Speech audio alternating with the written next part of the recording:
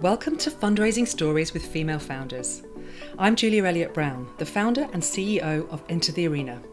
I'm a serial entrepreneur and an expert in raising investment and business growth. Our mission at Enter the Arena is to empower female founders to fly through pre-raise and investment and onto the exponential growth of their business with investment expertise and business coaching. Here we share the stories of inspirational female founders who've raised investment to inspire you to do the same. You'll hear their honest accounts of what it was really like to secure funding, the highs, the lows, and the challenges they experienced on the journey. And along the way, we'll discuss top tips for how you can be successful too.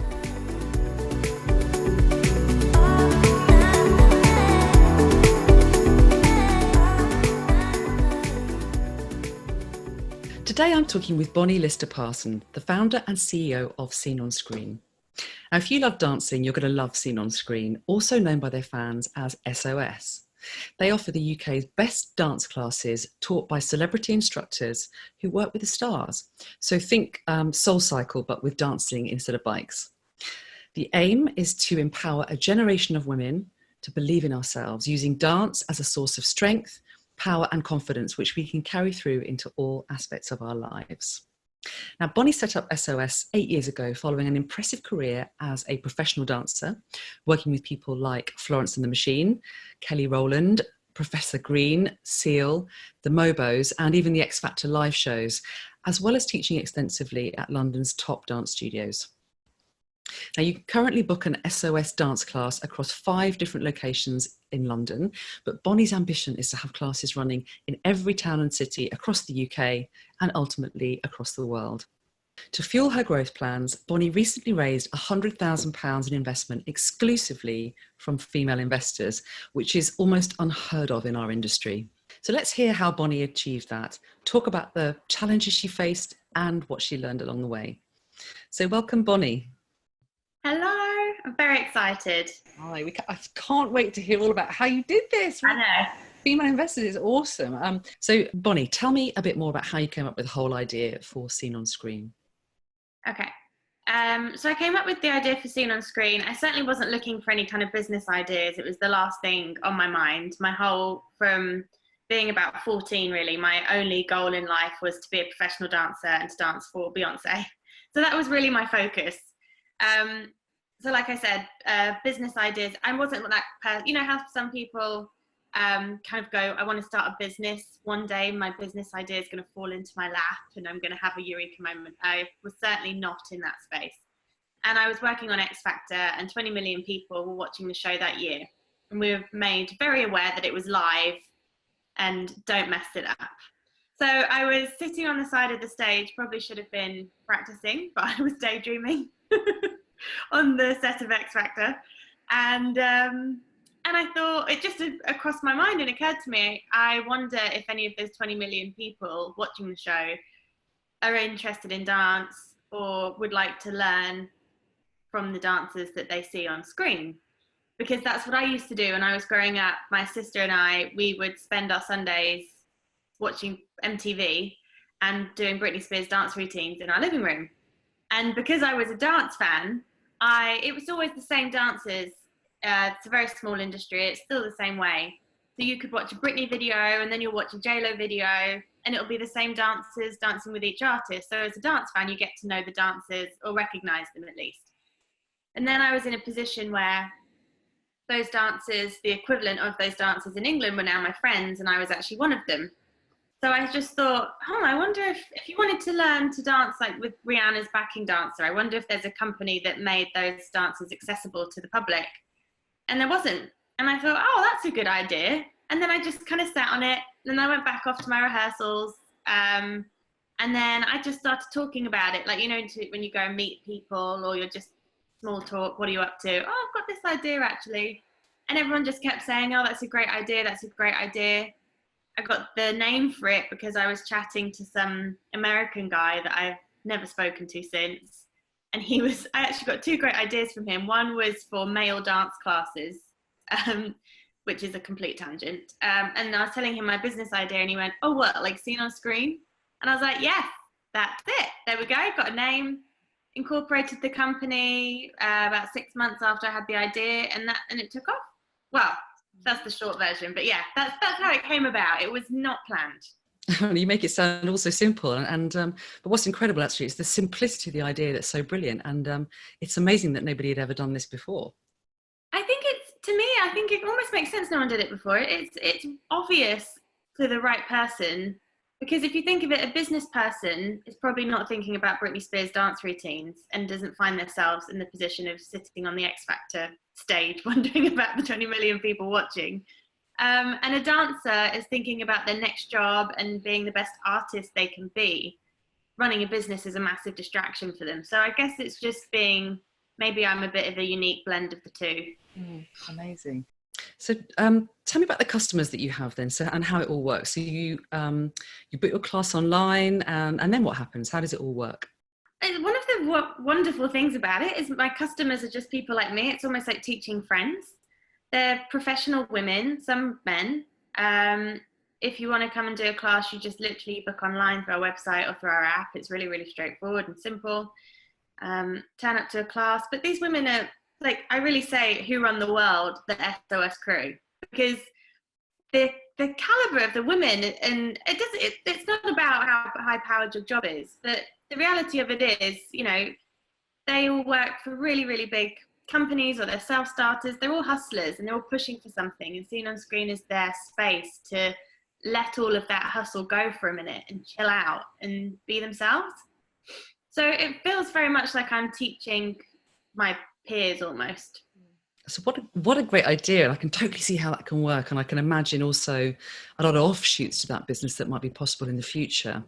So you talked a little bit about how you came up with the idea and started to get it off the ground, but how did you finance it in the early days? How did you fund getting your business off the ground? Well, I financed it because I was working for Sony PlayStation. So when you play, it's called Dance Star Party. So when you play that dance game, you play me. I'm the avatar on the screen. Oh, wow. So I was that was a fun job.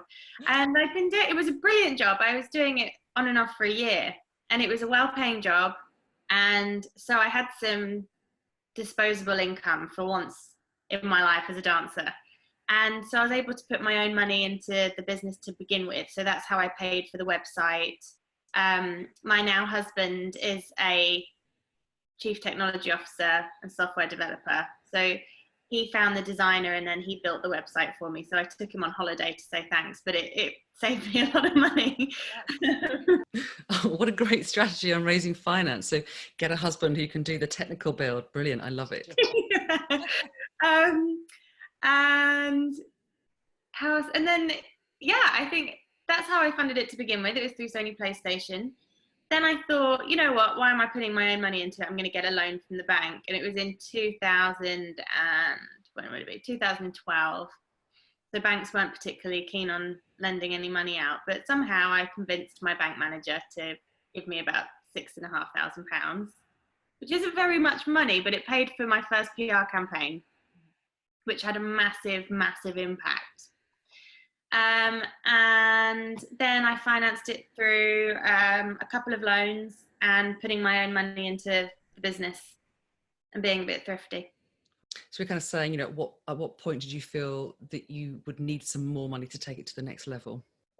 Well, I'd been doing it. So it took 18 months. So between incorporating the company and the company actually taking off, so getting the marriage right between publicity at the right time and then customers actually coming to class and having a great time, because we'd get publicity, we'd book out a workshop and then no one would come back because we were teaching beginners like dancers. So we had to really get our heads around, okay, this doesn't work, people don't want this. And then it took about 18 months to get the right team together and to understand that formula and nail that formula of how to teach beginners and make sure they have a great time.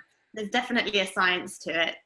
And it's not so much how you break down the routine, it's the psychology of it. So it's how you build someone's psychology, like how they feel about themselves. You build that up over 60 minutes. And I'm just thinking, anyway, I've lost my train of thought. So you're kind of saying that those early days, that money was there to test the concept, to kind of check to see if it would all really work, right? Yeah, it was very much there to test it and to get the initial bit of publicity in. But then between 2013 and 2015, the company just grew. It grew by tripled in a year, and then it doubled, and it just kept growing so quickly. And I spent literally 3 years trying to catch up with my company. And it was booming. And so I was looking at different ways, different business models of how can I scale this, because we would be getting press in. BuzzFeed was really big then. It makes me feel a bit old actually, but we've been around for a little bit. But we were getting features by BuzzFeed and Mail Online and these really, really big websites, which meant that I was getting emails from people from Los Angeles, Sydney, Dubai, New York, Dublin, all over saying, can you bring your classes here? Can you bring your classes here? So I was very aware from about 2014 actually that Seen on Screen had much bigger appeal than just London. I kind of took some time out the summer of 2015 just to look at different business models. So I looked at franchising it, I looked at a digital platform, I looked at studio models, and I just thought, okay, this has got a massive potential, this has massive potential for scale, and it wasn't so much that I was like, I shouldn't have to run this on my own. That came a bit later. It was more that, and I'd seen my husband raise money for his business, and I just thought, well, if he can do it, I can do it. So it was very much on my radar. And then I took it to my husband's business partner, who's like a mentor to me, and she's been incredibly supportive. And she looked at the numbers, and she got Seen on Screen. She'd come to an open day, so she'd seen our packed out studios, and she'd seen them having such a wonderful time. And she went, you know what, this is so great. Like, these numbers are so good, I would invest. So she got behind it, and then she started introducing me to her network. And that's how that got started. It was more a case of recognizing very early on that there was massive potential, getting the business model, which I found would reach as many people as possible, as profitably as possible. And then I was like, okay. And then I had the endorsement of Romy, my husband's business partner, who I really respect, who'd gone, yeah, this makes loads of sense, let's do this. And that's how it all got started. That kind of lead investor that gives everybody else the confidence. And like you said, you weren't even really pitching to her. Like, she just kind of came into my life because she'd started working with Johnny. She's kind of, we're a bit yin and yang, I suppose. I'm a creative, and I'm like a business creative, and she's like Uber. What's the word? I don't know, Harvard Business School, finance, business. Which I hope she doesn't mind me saying, but it was really, I think, to see her do it. I think you have to see it to believe it. So to see her go through it and do it made me feel like I could do it. Amazing. So at that point, had you already decided that you were going to do an all-female investment round, or was that something you came to a little bit later? No, not at all. If someone had said to me an all-female round, I would have said, what are you talking about? I would have completely not understood what they were, the point of it. And I actually went into it. I wish I could give my 27-year-old me a hug, because I would knowing now what she was about to get herself into. But I just thought, I was very confident in my business. As a dancer, you have to be confident, and you have to, I believe if I'm not going to buy what I do, why would anyone else buy it? If I don't think I'm good, why should I expect anyone else to think I'm good? So it's confidence, but it's a grounded confidence based on hard work and skill and putting myself where I need to be. So when I was pitching these investors, I was nervous because I was very green on the numbers. I was green on all the acronyms that come into it. I felt very out of my depth talking to these serious businessmen. And, you know, there's me as this dancer. But I never saw them as men. I never thought I'm meeting a man. I just thought I'm meeting an opportunity.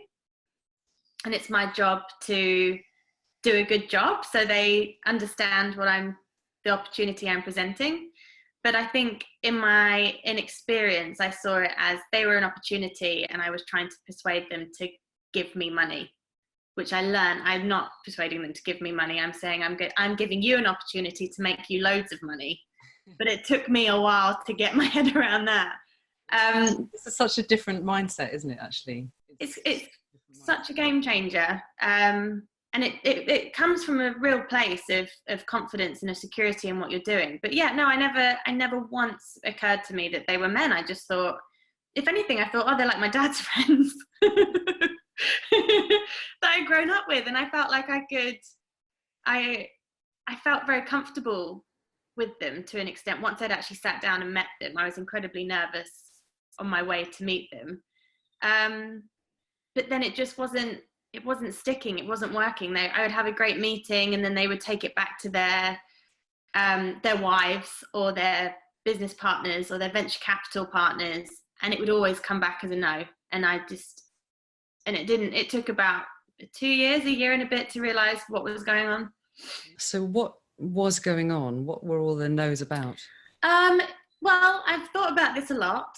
And I think for me in particular, I think if anyone was going to struggle raising money, it would be someone like me, probably.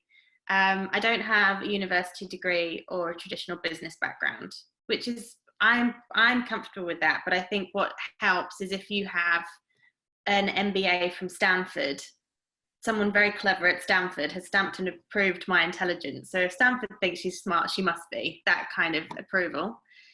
I've never worked for anyone other than choreographers. So I don't have a big institutional background. It's not like the CEO of Zumba has stamped and approved me. I've only stamped and approved myself.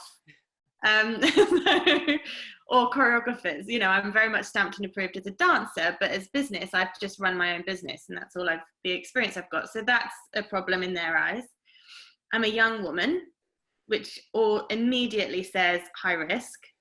And in addition to that, just to ask what your thoughts are on why does that say high risk? I think that's where the unconscious bias comes in, because I didn't meet, not one of the male investors I met were bad people. They were there, they'd given me their time because I'd been introduced, whether it be from Romy or from a friend or from other female entrepreneurs actually, who really got behind me and were like, yeah, great, I can't personally invest, but I'm going to introduce you to X, Y, and Z. And they all sat down with me, but it just, once they'd evaluated the opportunity, I think an unconscious bias does come into it, or it might be the way that I was pitching it. I think is it just about being a woman? If I was a male dancer pitching this, I think they would have probably seen a male dancer maybe as, it would, I think it's more having that creative background. But I think seeing a young woman makes you go, no. I think in their gut, probably. I don't think that they were like, I'm going to be, sexist and biased towards this young woman. I think they just looked at me and thought, I don't believe she can pull it off. It's always hard to know, isn't it, though? Is it what you think they were thinking, or did you actually get any specific feedback from those investors? I got the feedback, and I think this is one of the frustrating things. If they would have fed back to me and said, look, you're a young woman and we don't feel you can pull it off because we have an unconscious bias, that would have been a lot easier to deal with. Yeah, nobody's going to actually admit that. No one's going to say that. So the feedback I got was, you don't have enough traction, it's too early. So I took it on the chin, and I thought, yeah, cool, all right, fine. Because what I was trying to do was a new business model to what we were doing in London. So same customers, same product, different business model. And in that business model, we hadn't had traction yet. But what I had done is proven that I could build a customer base of thousands. I could get recommended by every publication under the sun. I could do it profitably, and I could generate 6-figure revenues on my own. So but at the time, like I said, I took it on the chin. I was like, fine, I'll get some traction and I'll prove it. I'll get, on this new business model. So then I started creating videos and selling videos, because that's what I wanted to do. Did that, still too early. It was just early. And then I met with another male entrepreneur, because like I said, I have lots of people around me with lots of goodwill. So they introduced me to this guy who's creating a fitness platform, and he wanted seen on screens content for his fitness platform. So I went and met with him, and this was like a very pivotal moment for me. And I was feeling a little bit raw about the fact that I was struggling. And so he'd raised $250,000 for his platform. So I sat down with him and we were talking, and I said, out of interest, did you have any business experience before you started this? He's like, no. I was like, oh, right. Do you have any fitness experience? Do you have any background in this industry? No. Oh, do you have any customers for your platform? No, we're just at idea stage right now. It's like, what experience do you have? Oh, I'm a software developer. I just think this is a good idea. Like, I think it's a good market. And then that's when the rage set in a little bit. Because I was like, I'm feeling the rage for you. Yeah, maybe, I don't know, let's give him the benefit of the doubt. Maybe he'd met, 10 times as many investors as I'd met. But I just thought, why is it that I'm being told I'm too early? Why do I have to prove myself so much more than all these other people? Why? And then the penny dropped, and I was like, it's because I don't look like Mark Zuckerberg. Yeah. And then I was obviously, and then the rage sets in, and then the stubborn, ruthless determination to do it sets in, and then you keep going. You go, girl. Yeah. And obviously all that confidence that you've built up around, from being a dancer, from performing, is what puts you in a great position now to be able to give that confidence and put that confidence into the business. Yeah, and it's frustrating and it's really hard to pin down, but I hear this story so many times, and people say to me, how come that guy got the funding when he didn't have XYZ experience, but he still got the funding? This is what it is. It's like and I think that men maybe pitch it in a way, like if I'd gone in there with loads of graphs and metrics, I don't even like a graph. I personally don't. I'm not that because they just tell me what I know already.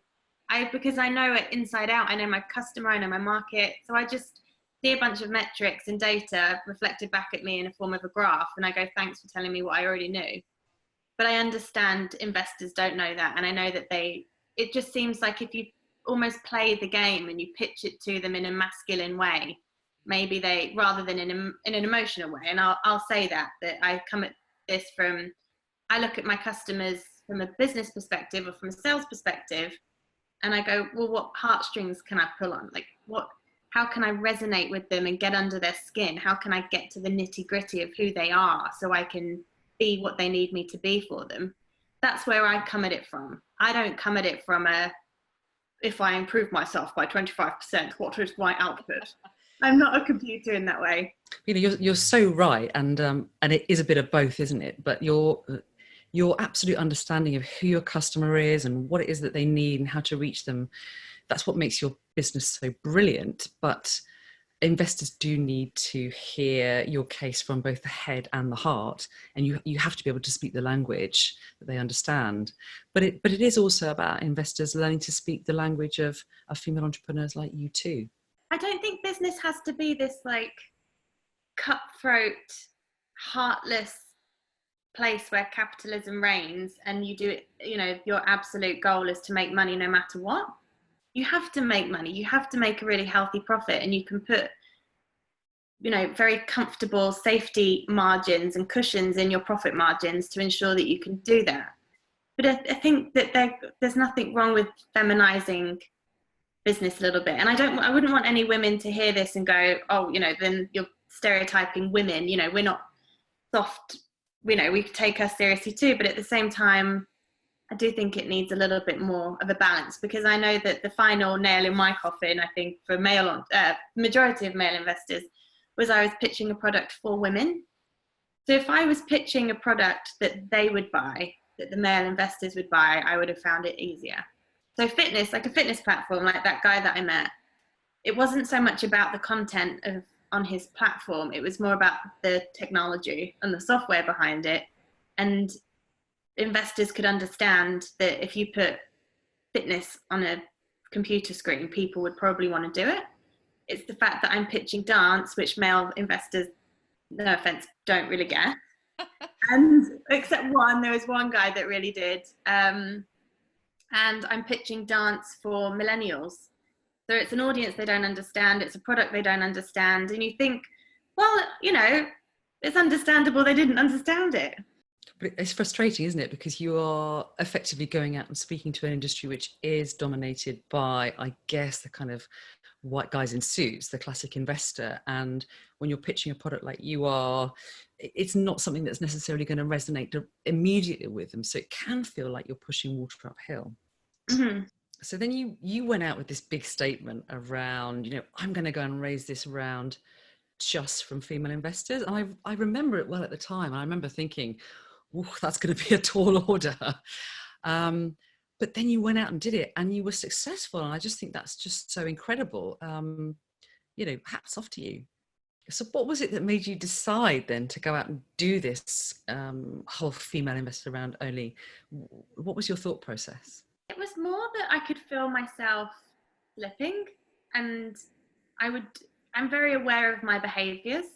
I think as humans, we have two sets of, we will act on our feelings without understanding them. And we'll say to ourselves, I knew better than that. Like I could intellectualize it and yet I still did it. Why am I doing this? So I'd get this negative feedback, which would be you're too early, blah, blah, blah. I'd go back to the drawing board, I'd improve the deck, I'd put this great plan together of, right, I'm going to improve this and I'm going to take on this feedback and then I'm going to send it out to all these people and I'm going to keep going and I'm going to keep having all these meetings. And I'd work really hard on these decks and I wouldn't send them out. So I thought to myself, why aren't you sending them out? You've done all this work, get them out there. And I heard a voice in my head said, well, what's the point? And I thought, okay, so I'm not sending them out because I think, what's the point? Because I know what the answer is going to be. So, and I just thought, that's not okay. So when I could feel myself slipping and I felt myself go, this isn't going to work, I think rather than pushing against that and saying, no, it will work, I thought, this isn't going to work like this. Stop barking up the wrong tree and get yourself in a different lane. And then I thought, I don't know where the idea for an all-female round came. I think it just popped into my head one day. And I thought, yeah, I'm going to do it. But it was more that I just didn't feel like I could get what I want, where I needed to be going down the traditional route. And I've never been one to play by the rule book. So I just, yeah. I think the danger with this kind of thing is I see some people kind of keep doing the same things over and over again and getting the same result and wondering why. And I think what was really good is that you actually recognize that. Yeah. And actually it's not about your proposition. It's not about your pitch. What was going on was that you were speaking to the wrong people. And so you flipped your strategy, which is clever. Yeah, I was. And I think how I got the idea to do an all-female round exactly, I don't know. But I know that it came from recognizing in myself that I thought, what's the point? So I thought, okay, something's got to change. Good for you. So you've got your lead investor on board. How did you go about finding the rest of the investors to fill the round? And how many investors do you now have on board? Well, to begin with, Romy had been incredibly supportive, but then she was like, don't worry, we'll keep going. And then I just kind of went off and kept running the business and kept building it and kept, thank God, kept being successful, just purely down to my stubbornness of this will be a success. and then it was my team, actually. I changed my team and I brought in these brilliant people. And I do think that if you wave the flag of your values and what you're doing high enough and loud enough, you'll attract similar thinkers to you, which I had done. So I had this amazing team around me that were like, you are going to do this. And I kept talking about it. And I was like, I'm scared. They're like, you're going to do it. So they actually almost took the reins out of my hands and they were like, right, we're going live with this post. You're doing it. So they pushed you off the cliff. I gave them the idea. And then they did the final bit of pushing me to do it. Because I said, don't let me be here this time next year talking about doing an all-female funding round. We're doing it. And then I wanted what I was going to do with my business plan, because I was going to write a business plan, and then I wanted to write a forward to the business plan. And then that became a piece that I published on Medium, which explained why I'm doing an all-female round, which was part of the campaign. So I published that piece. It went out on Instagram. My phone died. And I was so nervous. My phone died. And I got home, charged my phone, and I came home to all these emails saying, I've just seen your Instagram post. I'm really interested in investing. And then that's when I knew that I was on doing the right thing. And then I kind of reached out to Romy again. And I was like, have you seen it? What do you think? And I reached out to a few other female entrepreneurs. Lister Parsons is another one who's a really well-known female entrepreneur. She was like, I'm in. I'm done. Because I think it's more a case of something we all care so much about. I guess I put myself out there and put my money where my mouth was, purely because I had to. I didn't have any other choice. And then everyone kind of the stars aligned, or the pieces fell into place from there. It wasn't so much like I had a lead investor. It was more that I just had lots of people that I picked up along the way to support me, and then they came through when I needed them. Amazing. I love it. Why did more women not invest? I mean, what do you think? I think they do invest. I think it's actually a myth, because it was one of the things I was told. Well, women don't invest. Good luck with that. That's a terrible idea. I was told it was a terrible idea. On top of everything, I was like, oh great, I've come up with this solution. I'm going to do an all-female round. No, that's a terrible idea. But I did it anyway, because I've got a great team, and they were like, prove them wrong. And I found actually women had been looking to invest for a long time, and they wanted to invest. They just didn't know where to find a business they believed in. And I think that might be the difference between, and I don't want to generalize, and I know that everyone's different and there'll be exceptions to every rule, but unanimously, all the women that invested in Seen on Screen invested not because of a graph or a statistic, but because they believed in me and they believed in the business. So it's different. I do think it is different, and not one of the conversations were completely different between male investors and female investors. So it was partly because the female investors knew me, but with the male investors, it felt like the whole conversation was geared around them trying to size me up, going, is she good enough? Which is very hard as an inexperienced green female entrepreneur. You're like, I don't know, I think, am I good enough? And then and then that's a whole nother story. But these women didn't question it. They're like, Bonnie, we've seen you do it. We know you're good enough. That's a ridiculous question to ask. What's the plan? And I had a great plan, to be fair. So they were like, cool, let's go. And I think that it's not that women don't invest. I think that it's just that there's such rigid preconceptions of what an investor should be. So a woman thinks, well, I'm not a millionaire, so I can't invest. Like, I'm not Deborah Meaden. I wouldn't be able to go on Dragon's Den. And I think the average investment for SOS was about £2,000, £5,000. They're successful professional women.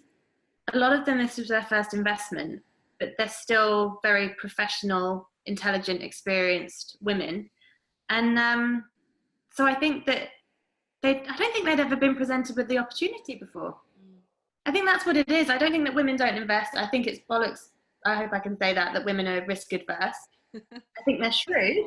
We're risk aware for sure, but we're risk aware. Like, of course we're risk aware, which makes us better investors. It doesn't mean we don't part with our money. It just means that we size up a deal like we should. And I think that women would invest if they were presented with the right opportunities in the right way on the right platform. I mean, I make lots of small investments in startup businesses, and I only invest in those businesses that are run by women. And I do all my investments through crowdfunding because I find it really easy. But it is quite challenging, I think, to find good businesses that are run by women that really resonate. And so I think that, as you said, there are those women out there that want to invest, but it's finding the connection between the investor and the business. And what you did that was so brilliant was going out to your own network, because those were the people who knew you, who trusted you. So you went to your customers, your partners, people who kind of really got what you did, so you could find that fit, which is brilliant. Well, this is what's so surreal for me, is that to go from this whole journey to begin these very formal investment conversations with these very wealthy men, and in this I would dress like a businesswoman, I would try and be the ultimate businesswoman. To go from that, and if only I could have told myself, now I teach my investors how to twerk weekly. So I'm like, so you can now go out to the VC community and teach those guys how to dance. I mean, that would be a first. but it's just like, it was, to begin, I guess I'm kind of getting used to it now, but to begin with, I was like, you know, one minute, the day before, we're having a meeting talking numbers and talking returns, and then the next day they're in class whipping their hair, and I'm like, this is where I'm meant to be. I mean, I love your story, Bonnie. I think it's absolutely brilliant. So what about all those other female founders that are out there? What would be your top advice for them as they go out to fundraise? My top advice is to understand your worth, because you can't, like I said at the beginning, you can't, I could never, taking it back to dance, I would never walk into an audition thinking I was crap and thinking that I shouldn't book the job, because it would be a complete waste of time and I probably wouldn't book the job. I would walk into that audition, I would size up my competition, and out of those 200 girls, I would know that I'm competing with the top 10, and I know that I can do it. Otherwise, why am I there? There's no point in being there. So it was a real learning experience to find that same level of confidence in myself as a businesswoman. That was a journey.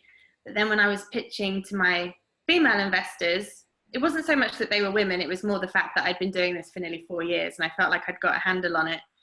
But I was pitching from a place of, my business is brilliant. It will, if there's any business that's going to make a return for you, this is a pretty safe bet, because I will do everything in my power to make it successful, because no one's more invested than I am. And this is the plan. And I believe in myself. I believe in my business. So it's about whether it's the right opportunity for you, not whether this is going to work or not. Yeah. So that belief in yourself and your business is just absolutely at the core. Yeah. And that has to come from a real place. And I would recommend any female entrepreneur to, if they have any doubt, to look the doubt in the face and to understand it so they can get past it. Yeah, I would say that. And then I would also say, really understand the actual return that you're giving to your investors. So I have lots of female founder friends because I absolutely adore them and they're like my therapists. And one of them was saying, she's like, I just had a meeting with an investor and she was asking me when she's going to get her money back, and I don't know when she's going to get her money back. So I was like, well, what are your forecasts in 3 years' time? What's your net profit forecast in 3 years' time? I don't know. We need to know. So we sat down and I did her numbers for her, because that's what I'd had. Romy basically taught me how to model out businesses and use Excel, which is a gift. I'm very grateful for her too. So I did that for my friend, and we sat down and looked at her valuation. Actually, turns out she doesn't need investment because she's got a great business and she could do it herself. But it was more a case of explaining that this is what your net profit's forecasted to be. You multiply that by 10, and that should be what your valuation is. And then working back from that, what if an investor put in 10%, what their return would be. And I think when I understood that properly, then that gave me a lot more confidence, because then I'm saying to investors, if you put in £10,000 now, if we stick to this plan, all being well, you'll get this back in 3 years' time. Yeah.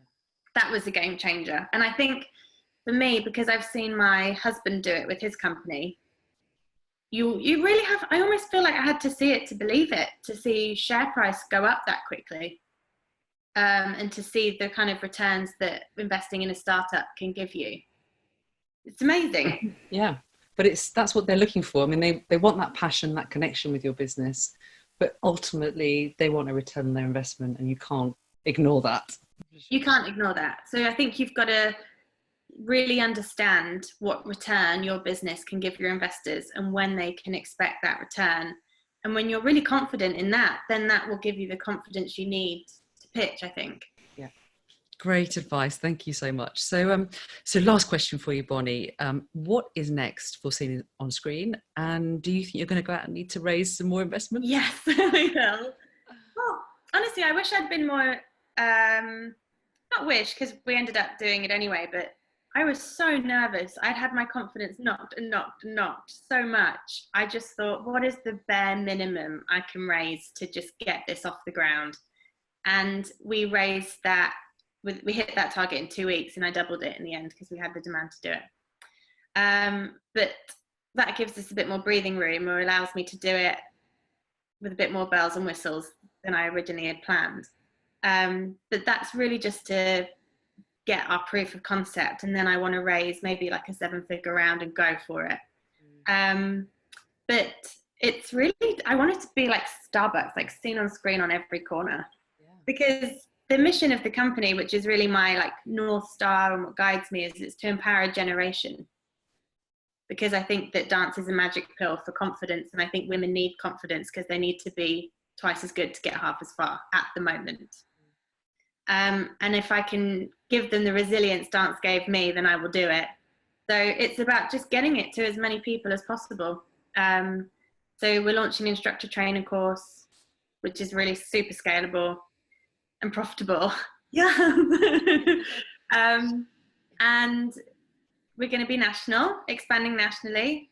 And then we'll go from there, potentially internationally. But I want it to be the same scale of Les Mills, Zumba, that kind of size business. Well, I've got a funny feeling, Bonnie, that you're going to be super successful. Oh, that's good. That's good. Well, I'll do my best. You know, I'm kind of really wishing I'd invested in your first round now, you know. Oh, that's, you know what, it's so amazing. People I never ever thought. One of my really good friends, who I won't mention her name because I guess I'm not sure if it's private yet, but I was talking to her about it, and she was like, can I have a ticket in your round? She's French. I was like, what? You want to invest? So yeah, the support's just wonderful. But there's always another round, Julia. Yeah, there's always another round. Well, but listen, best of luck, Bonnie. And I really feel like I should probably be joining one of your dance classes now, although I'm not quite fitting the millennial profile of your target customer. Julia, you'll be fine. Just come and do it. Well, one of the things we want to do is launch a online version. Do it at home while no one's looking. I love it. Yeah. Thank you so much for sharing your story, and I'm sure all the listeners at home will have enjoyed hearing all about Seen on Screen, and we wish you all the best. Thank you. Thank you for having me, Julia. Thanks for following Fundraising Stories with Female Founders. This content is all provided to you for free, so if you've enjoyed today's episode, please subscribe so you never miss another one.